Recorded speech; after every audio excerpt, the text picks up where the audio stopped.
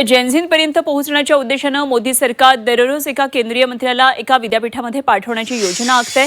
जेनझींपर्यंत पोहोचण्याच्या उद्देशानं मोदी सरकार दररोज एका केंद्रीय मंत्र्यांना विद्यापीठात पाठवणार आहे आणि त्यासाठी एक दिवस एक विद्यापीठ या उपक्रमांतर्गत ही योजना राबवली जाणार आहे आणि या माध्यमातून तरुणांशी संवाद साधणं, त्यांच्या समस्यांवर चर्चा करणं आणि देशासमोरच्या मुद्द्यांबाबत त्यांचे दृष्टिकोन समजून घेणं हा या योजनेमागचा उद्देश आहे। नीट पेपर फुटीनंतर देशभर विद्यार्थी आंदोलनानं आता उग्र स्वरूप धारण केलेलं होतं। अनेक शहरांमध्ये ही आंदोलनं झालेली होती। जेनझी तरुणांचा सहभाग असलेल्या या आंदोलनामुळे या पिढीच्या समस्या जाणून घेण्याचा प्रयत्न केंद्र सरकार करत आहे आणि हा उपक्रम त्यासाठीच हाती घेण्यात आलाय अशी माहिती सरकारी सूत्रांनी दिली आहे।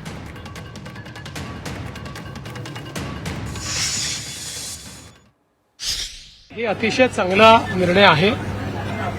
शेवटी आपली जी विद्यापीठं आहेत ही आपलं भविष्य निर्माण करणारी केंद्र आहे आणि अशा प्रकारचा संवाद झाला तर शासन काय करत आहे, देशाची दिशा काय आहे, जगाची दिशा काय आहे हे आपल्याला विद्यार्थ्यांपर्यंत पोहोचवता येईल आणि विद्यार्थ्यांचे आशा, आकांक्षा, अपेक्षा आणि स्पंदनं ही त्या ठिकाणी फर्स्ट हँड आपल्या मंत्र्यांना देखील समजतील। एक चांगला उपक्रम।